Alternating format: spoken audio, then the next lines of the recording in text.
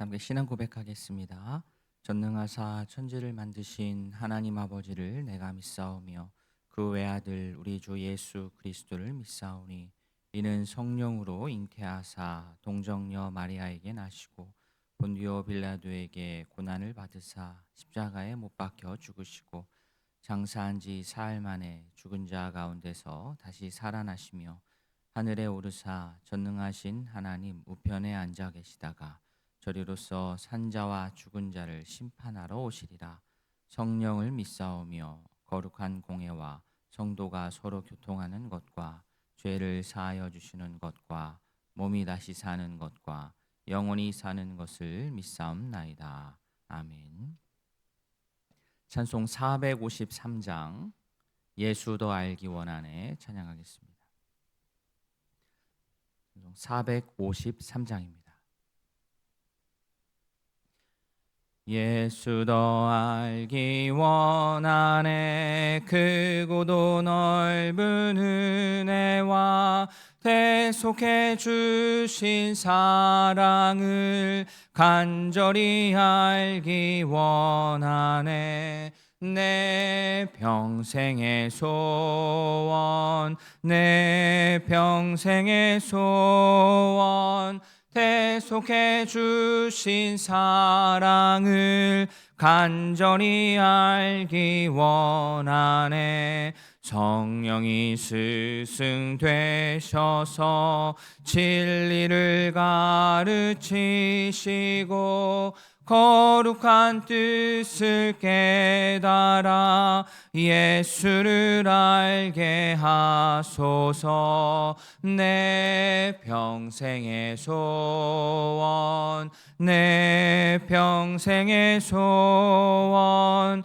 대속해 주신 사랑을 간절히 알기 원하네 성령의 감화 받아서 하나님 말씀 배우니 그 말씀 한 절 한 절이 내 맘에 교훈 되도다 내 평생의 소원 내 평생의 소원 대속해 주신 사랑을 간절히 알기 원하네 예수가 계신 보좌는 영광에 둘려 있도다 평화의 왕이 오시니 그 나라 왕성하도다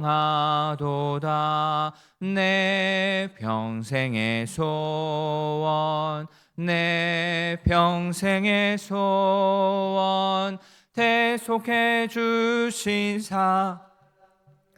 간절히 알기 원하네. 아멘. 은혜가 풍성하신 하나님 아버지 5월 한 달을 잘 마치게 하시고 새롭게 6월을 맞게 하시니 감사합니다.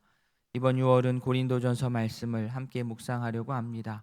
우리 모두 하나님 말씀에 집중하여 또 기도하고자 하오니 성령 충만케 하시고 신앙 인격의 성숙을 이루게 하여 주시옵소서. 살면서 알아야 할 것이 참 많지만 성도로서 우선하여 예수님을 더 깊이 알기를 원합니다. 예수님을 그리고 예수님의 대속해 주신 사랑을 깊이 아는 참된 성도 되게 하여 주시옵소서. 예수님의 이름으로 기도합니다. 아멘. 하나님의 말씀 고린도전서 1장 1절부터 9절까지입니다. 신약 263면입니다. 고린도전서 1장 1절부터 9절까지 한 절씩 교독하겠습니다.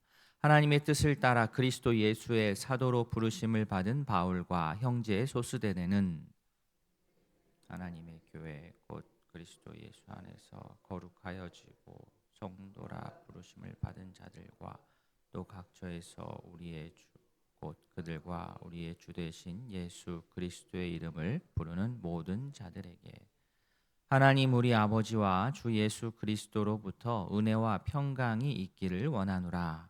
그리스도 예수 안에서 너희에게 주신 하나님의 은혜로 말미암아 내가 너희를 위하여 항상 하나님께 감사하노니 이는 너희가 그 안에서 모든 일 곧 모든 언변과 모든 지식에 풍족함으로 너희 중에 경과 너희가 모든 은사에 부족함이 없이 우리 주 예수 그리스도의 나타나심을 기다림이라.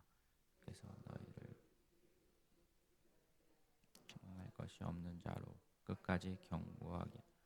같이 보겠습니다. 너희를 불러 그의 아들 예수 그리스도 우리 주와 더불어 교제하게 하시는 하나님은 미쁘시도다. 아멘. 바울은 고린도 교회 성도들에게 편지하면서 자기를 소개하기를 1절에서 하나님의 뜻을 따라 그리스도 예수의 사도로 부르심을 받은 바울이다. 자기 자신을 소개할 때 하나님의 뜻을 따라 그리스도 예수의 사도로 부르심을 받은 자다. 그렇게 자신을 소개했습니다. 핵심은 그거죠. 그리스도 예수의 사도. 그리스도 예수의 사도. 사도라는 말은 그죠? 사도로 보낸 사람의 그 권위를 내가 대신해서 대리하는 사람입니다. 사도는 자기를 보낸 사람의 권위를 가지고 그걸 대리로 사용하며 사는 사람입니다. 그러니까 사도다 그러면은 그래 사도세요 이게 아니라 누구의 사도세요 이게 맞는 거예요. 그죠? 누구의 사도인지를 알아야 그 사람의 권위가 그에게 오기 때문입니다. 그냥 독자적인 사도는 없습니다. 그렇다면 바울은 누구의 사도냐? 자기를 소개할 때 그리스도 예수의 사도다. 사도직은 자기 선택이 아닙니다. 부르심입니다. 나를 불러주셨기 때문에 내가 사도로서 역할을 할 수 있게 됩니다. 즉 예수님의 부르심에 응답하여서 섬기는 자는 그래서 결코 교만할 수가 없습니다. 내가 하겠습니다라고 해서 되는 게 아니고 부르심에 응답하여서 내가 하는 것이기 때문에 이거는 뭐 자신의 어떤 교만을 드러낼 방법이 없습니다. 그리고 바울은 여기에서 자기뿐 아니라 한 명 더 소개를 하는데 그의 이름이 소스데네입니다. 그는 바울의 동역자로서 사역의 본질이라고 하는 것이 혼자 할 수 없음을, 공동체적임을, 함께하는 것임을 보여주었습니다. 자, 바울은 사도로 부르심을 받았고 그러면 2절의 고린도 교회 사람들은 성도로 부르심을 받았습니다. 그리스도 예수 안에서 거룩해지고 그래서 성도라고 부르심을 받은 고린도 교회 공동체 사람들 그들에게 사도 바울이 편지를 썼는데 여기서도 중요한 것은 그들의 바로 정체성, 성도라는 정체성입니다. 고린도 교회에 보낸 이 편지 앞부분이기 때문에 아직 본격적으로 고린도 공동체의 어려움이 막 구체적으로 드러나기 전이긴 하지만 편지가 조금만 뒤로 가도 그곳에 어려움들이 막 나옵니다. 문제가 드러나면 사실 문제를 가지고 비판하기가 참 쉬운데 바울은 그들의 문제점을 막 캐내어서 지적하기 이전에 그 이전에 바울은 의도적으로 하나님의 교회다, 거룩한 자다, 성도다 이런 말들을 계속 쓰면서 예수님 안에서 그들의 정체성, 당신들이 어떤 사람이다라는 이 정체성을 계속 강조했습니다. 왜냐하면 정체성을 바르게 하지 않은 상태에서 계속 행동만 잘못하고 실수한 그 행동만 가지고 행동만 교정하는 것은 근본적 효과가 많이 없기 때문입니다. 그러니까 내가 누군지를 진짜 알면 누가 시켜서가 아니라 내가 누군지를 진짜 알면 내 정체성을 알면 어떻게 살아야 되는지가 나오기 때문에 그래서 바울은 고린도 교회 성도들한테 당신들은 이런 사람들이다 이런 얘기를 계속합니다. 바울은 고린도 교회 여러 어려움을 알고 있었음에도 이렇게 성도들을 칭찬하면서 감사로 편지를 시작했습니다. 4절 한번 보시면 그리스도 예수 안에서 너희에게 주신 하나님의 은혜로 말미암아 내가 너희를 위하여 항상 하나님께 감사한다. 자, 여기서 감사는 감사인데 인간적인 어떤 자랑으로서의 감사가 아니고 하나님의 은혜를 감사했습니다. 하나님께서 고린도 교회 성도들에게 많은 것들을 은혜로 허락하셨습니다. 예를 들면 5절에서처럼 그들은 언변과 지식에 풍족했습니다. 언변과 지식에 풍족한 것은 너무나도 좋은 것입니다. 그런데 이건 너무나 좋은 것인데 이것을 자기 자랑의 근거로 삼으면 결국 좋은 것을 교만으로, 그죠? 교만으로 빠지게 되는 일이 벌어집니다. 언변과 지식에 풍족한 것은 내가 잘나서 얻게 되는 것이 아니라 하나님께서 그들에게 은혜로 주신 것들입니다.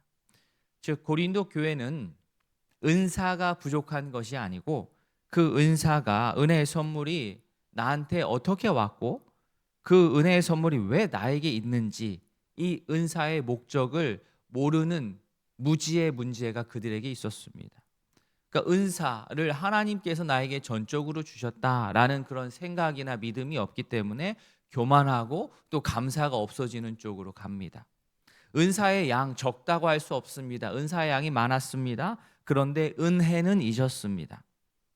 사실 성도라고 한다면, 실질적인 성도라고 한다면 이렇게 하지 않습니다. 그런데 그들은 성도로서의 정체성을 잃었기 때문에 하나님께서 주신 것들을 하나님께서 주신 것이라고 내가 인지를 잘 못하고 인정을 하지 못하였습니다.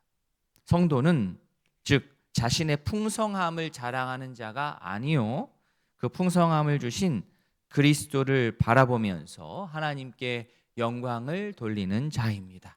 우리 모두 성도로서의 정체성을 분명하게 할 수 있기를 바랍니다.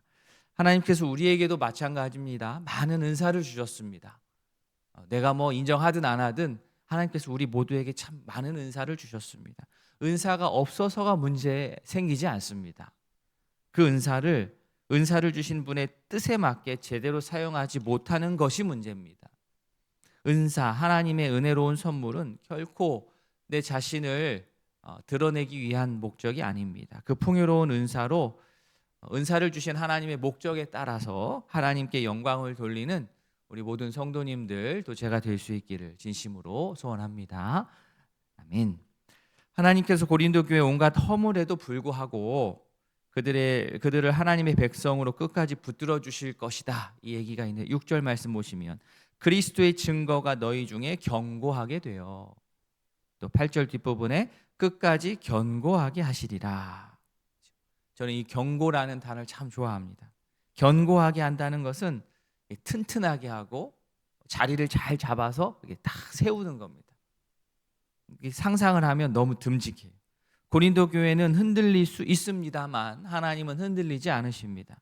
하나님께서 신실하게 끝까지 붙들어 주시기 때문에 고린도 교회 자체는 흔들릴 수 있지만 결국에는 견고하게 다시 서게 될 것입니다. 우리도 마찬가지입니다. 나의 부족과 나의 연약함에 집중하면 가망이 없지만 신실하신 하나님의 손길을 기억하면 희망이 있습니다. 우리 개인, 우리 가정, 그리고 우리 교회, 하나님께서 우리를 부르셨고 하나님께서 우리에게 은혜를 베푸시고 하나님께서 끝까지 우리를 붙드십니다. 비록 우리 안에 어그러지고 연약한 부분들이 많이 있지만 성도로서의 정체성을 말씀에 근거하여서 잊지 않고 우리를 끝까지 견고하게 하실 하나님을 신뢰하면서 끝까지 우리를 포기하지 않으시는 하나님 아버지를 믿고 따르는 주의 백성들 다 되시길 진심으로 소원합니다. 아멘. 말씀을 기억하면서 두 가정을 위해서 기도하도록 하겠습니다.